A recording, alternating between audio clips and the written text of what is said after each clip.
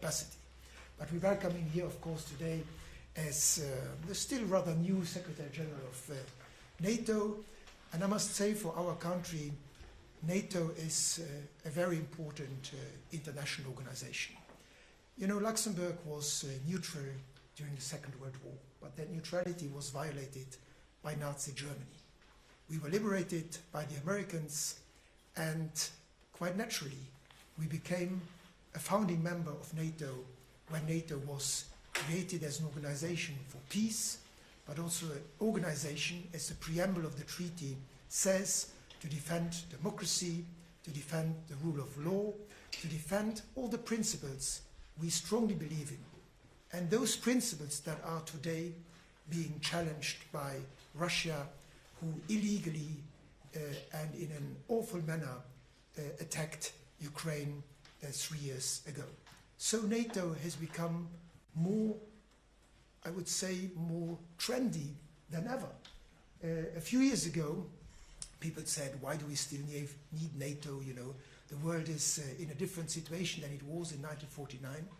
No, we think that NATO today is extremely important, and for a country like ours, you know, we are like other European countries next to Russia, not directly but indirectly, and of course what happens in Ukraine could happen elsewhere in Europe as well, and we are stronger together. No country, even the larger ones, can't defend themselves, and therefore being a member of NATO, and also being a member of the European Union, protects our freedoms, protects our way of life. And we know that if one day Luxembourg would again be attacked, we could count on the support of NATO, of the members of NATO. And that is why this membership is so important, and that is why it's important to welcome here today the Secretary General of NATO, our friend Mark Rutte. The Luxembourg government has decided, the new government that entered into office at the end of 23, in the framework of all the discussions that we had with our partners, that we would increase our defense expenditures. I must say the previous governments did so as well, but we added to that and said that we would go to spend 2% by the end of this year, and then gradually also over the next few years move to the 3.5% that we agreed at the NATO summit. We don't do that just before we want to buy weapons. We want to do that because we want to be a loyal ally of NATO, and because we want to defend the freedom of the people living in this country.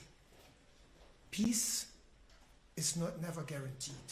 The rule of law is never guaranteed. You have to fight for it. And one aspect of that is the collective military defense. And that's why we have decided to go that way. It's a difficult way. I want to say here again that will not go at the expense of social expenditures. We will of course also continue to finance all the other duties that a country has to keep the social cohesion. But without freedom, you know, without security, without stability, all the other freedoms can be forgotten. I also want to say here again that we stand closely with Ukraine for the reasons I already mentioned. We consider that war and that aggression by Russia to be completely against all the principles of international law, against the Charter of the United Nations. And again, out of the history of Luxembourg, we know how terrible it is if you are invaded by your neighbor. So that is why defending Ukraine is also making sure that tomorrow other countries are not attacked by Russia. And that's why we will continue to support Ukraine. Now Ukraine needs weapons. It's difficult to find all these weapons, and certainly the Ukrainians don't have them. They can't finance them, all of them.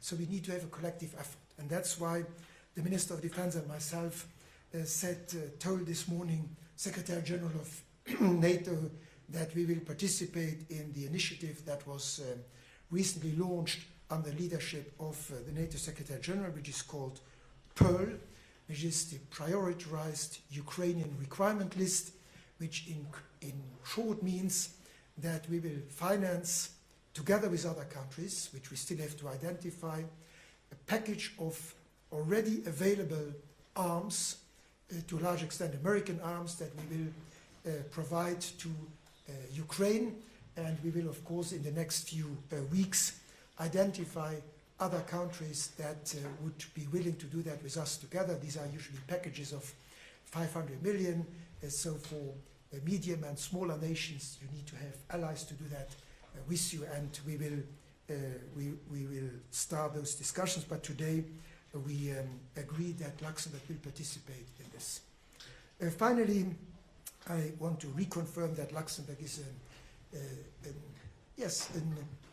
an ally of NATO, which is there by heart and by mind, and we will never have a huge army like some other allies, but we want to have two things. One is a close relationship also with the United States. We believe in the transatlantic relationship, sometimes a little bit bumpy, but if we look in the medium and long term, it's extremely important that we have the Americans with us. At the same time, we want to specialize within NATO, and it is our aim to provide NATO with in which we have a certain know-how, and that's certainly our satellite and space capabilities. Secretary General and the Minister of Defense will visit as yes this afternoon. I announced in the State of the Union speech a few weeks ago, as you know, that Luxembourg will buy another satellite for government communications.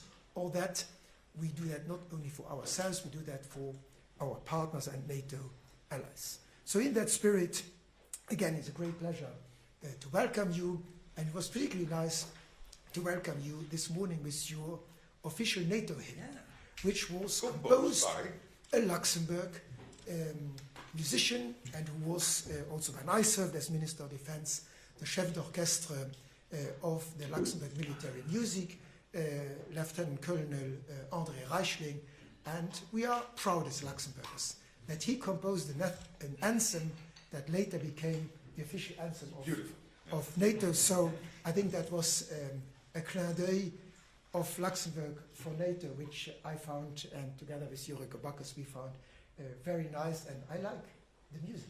So it's a piece of Luxembourg in NATO. And I hear it so often.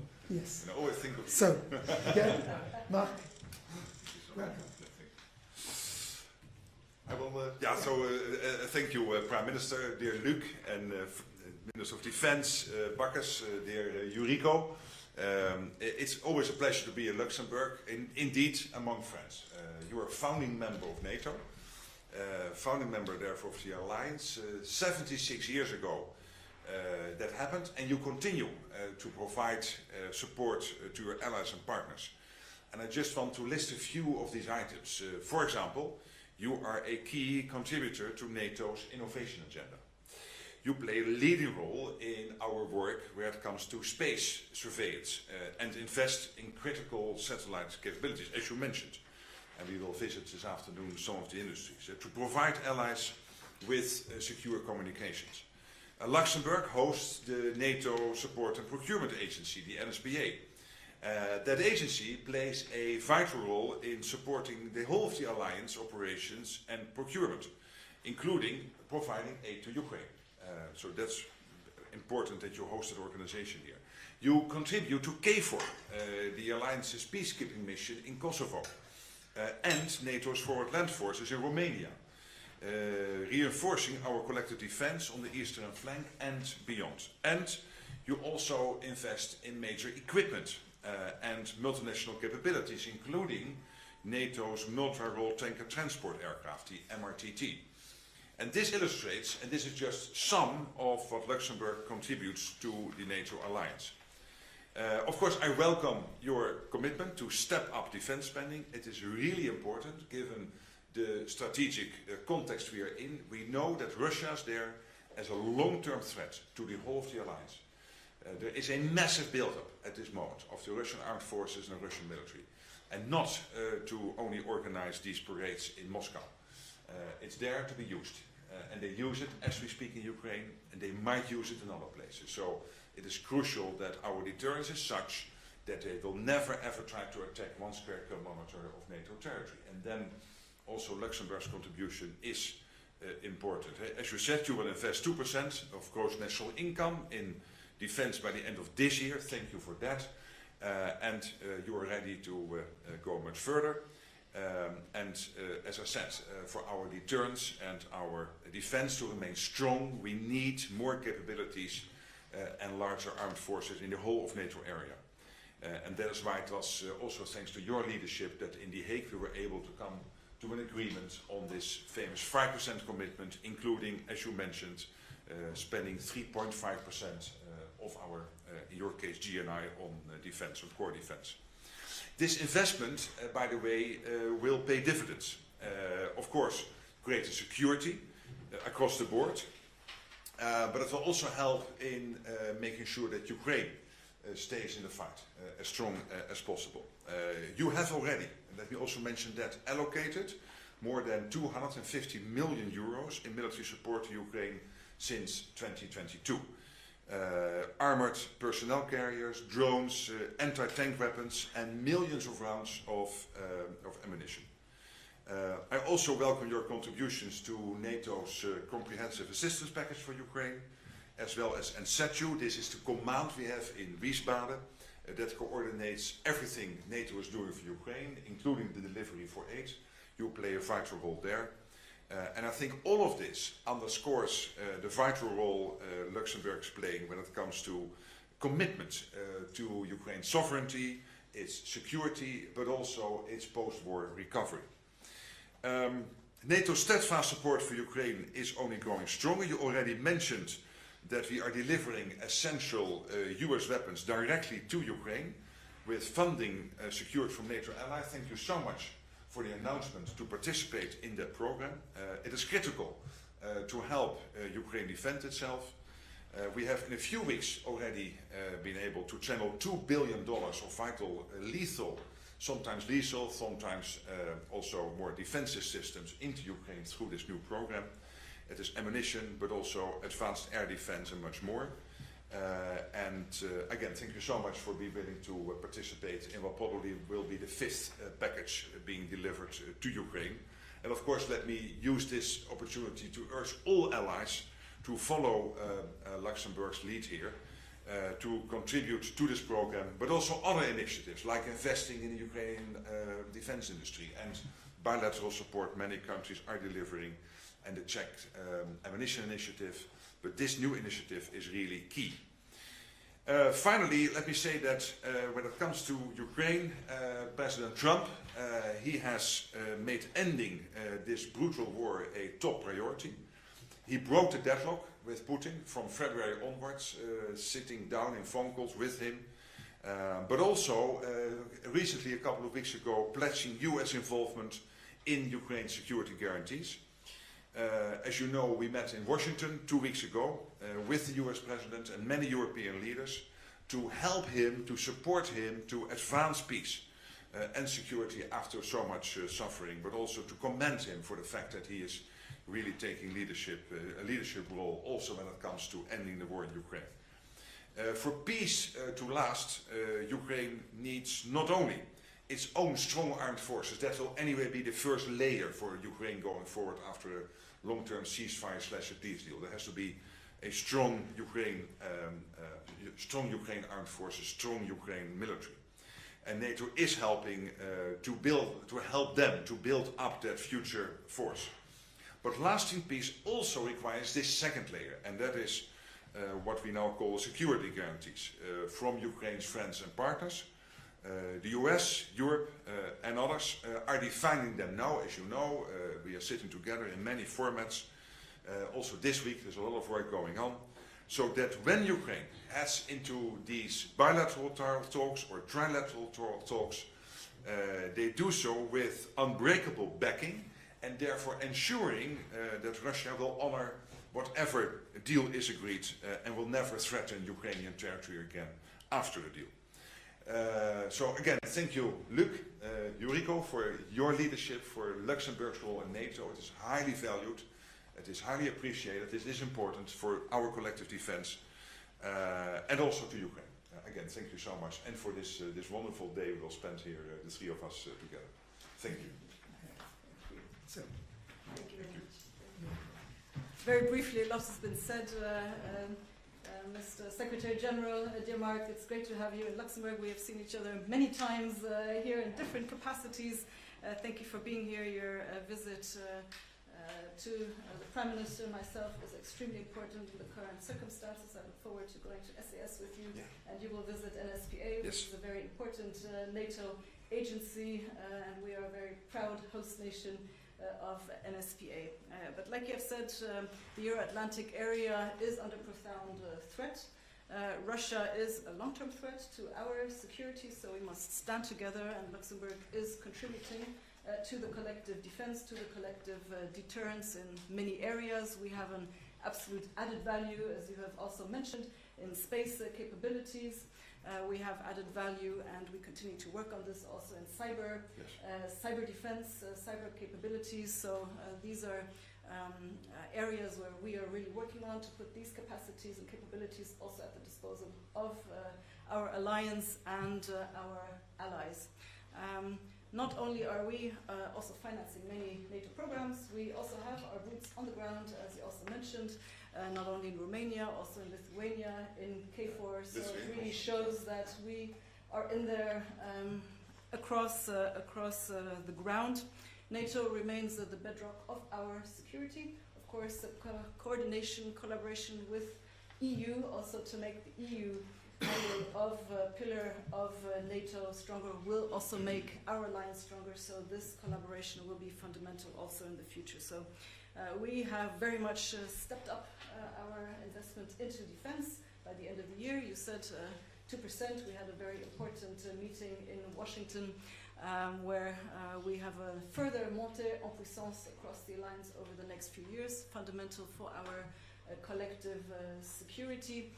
But I really want to say that it's not with the percentages that we will be defending our alliance. It is with people, it's with women and men, it is with equipment, it's with capabilities, and Luxembourg will do its part as a solidary country. Thank you. Thank you so much. okay, we take a few questions.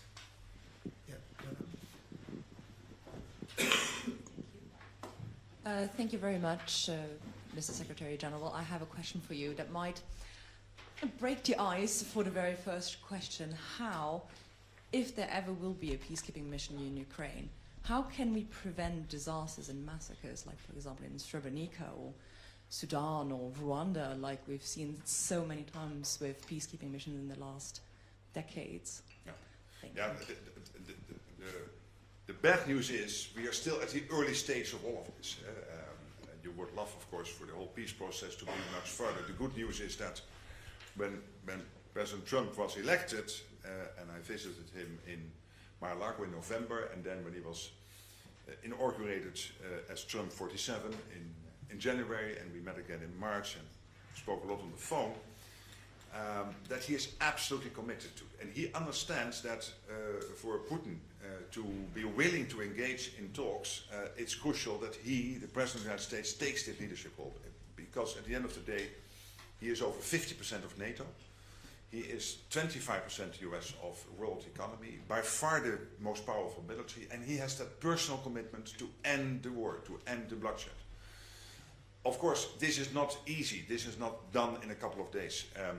So what we are now working on is basically on two streams. One is to somehow bring the two leaders together, to start sitting down and discussing how to end the war. That's one track. And the other is to agree with the Europeans and the US on post a long-term ceasefire, or preferably a full peace deal. How can we prevent the Russians from ever attacking again? And this is why we are discussing these security guarantees, because we have to take lessons from Budapest, 1994, the memorandum which has not delivered. We have to learn our lessons from, and this was done with the best of intentions, the Minsk agreements in 2014. But when it comes to preventing Russia from attacking again, it did not hold. And now we have to find a way that when we have come to an agreement with the Russians in one sort of form or whatever, that they will never ever try again to attack Ukraine, as they will never ever try to attack NATO. And that's why debate is so important. Europeans are working very hard at this. They are in close, and NATO is involved in these talks. They are in close contact with the Americans. And the fact that President Trump 3 weeks ago said, hey, I am willing as the US to participate, to be involved in the security guarantees, of course, again, because of the might and power of that enormous country and economy and military, and their value systems, was a breakthrough in itself. So to your question, it is impossible now for me to answer, because that already, and I understand your question, it is a good question, and it is basically referring to potential forms of a peace deal, etc., and then how to prevent mistakes made in the past. But it will all depend, of course, on the exact format and how we go forward. But of course, we have to take that into consideration. Thank you.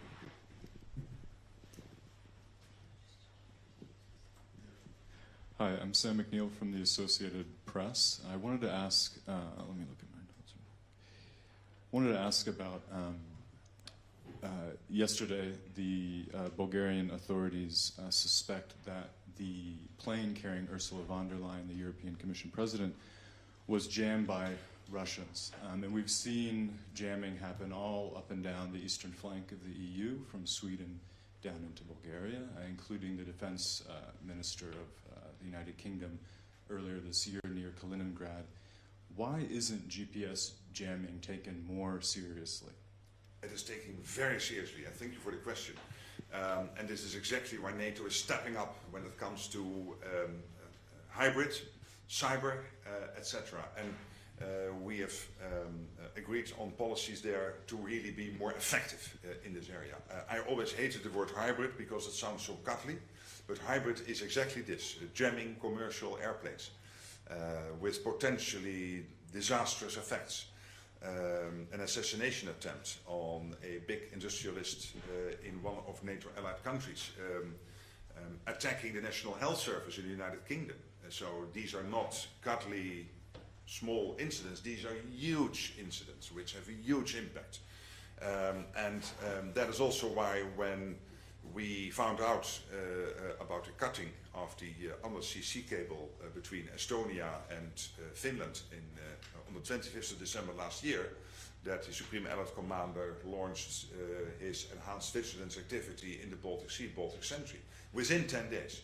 So I'm not saying that we have completely cracked this and solved this altogether, but to your question, I can assure you that we are working day and night to counter this, to prevent it, and to make sure that they will not do it again.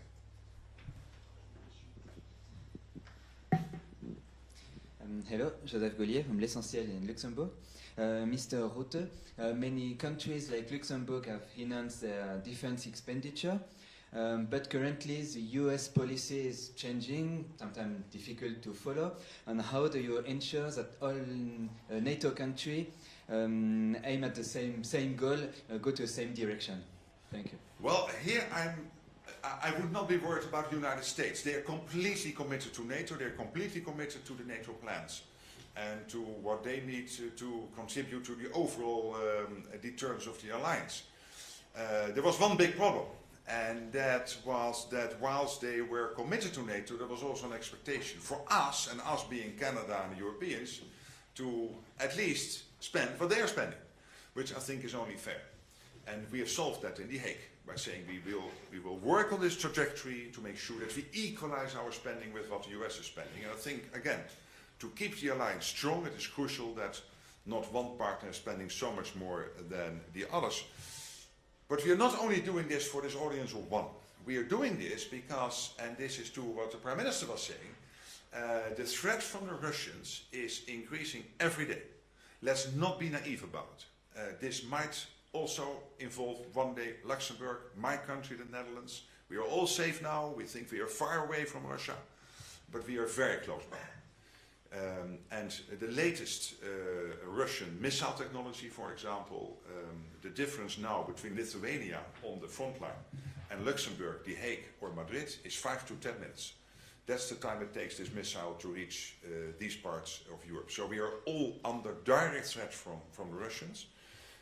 We are all on the eastern flank now, whether you live in London or in Tallinn. There is no difference anymore.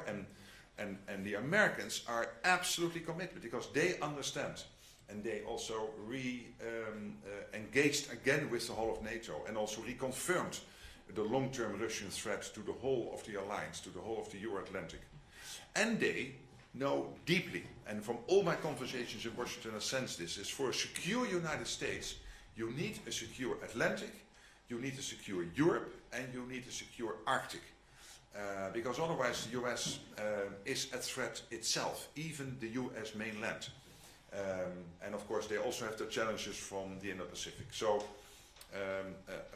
they are totally anchored in NATO, and since the NATO summit and the commitment on the 5% defense spending, including the 3.5% on core defense, that commitment is absolutely in every sense reconfirmed.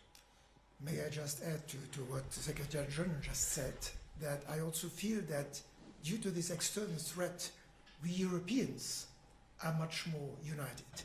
And I can feel that also in these numerous formats of conferences that we are attending. I saw that during the summer, you know, after Alaska, before Washington, after Washington, and we met online in many of these calls. Yeah. There was a feeling of being together. So we have the same goal, and that is to protect Europe, to protect our citizens. And I'm sure that our combined effort will make us safer. So it's protecting our people, it's protecting the principles we strongly believe in, and that's why we spend more on defense. At the same time, I confirm what the Secretary General just said. In one of these calls, Vice President Vance was present, and he said, we are on the same team. So these were his words. So I think, indeed, what we witnessed during the summer is that we are on the same track, that we go into the same direction, and it's an effort which we all have to share, because we are stronger together. So now the Secretary General has to leave, because he will have an audience by His Royal Highness the Duke. So, and you can't keep a monarch waiting. No. And so, therefore, thank you very much for your presence here today. And we have a working meeting thereafter. So absolutely. You have to come back and from we get the some palace. food. You have to come back from the palace. I will. I shall. See you later. Thank you.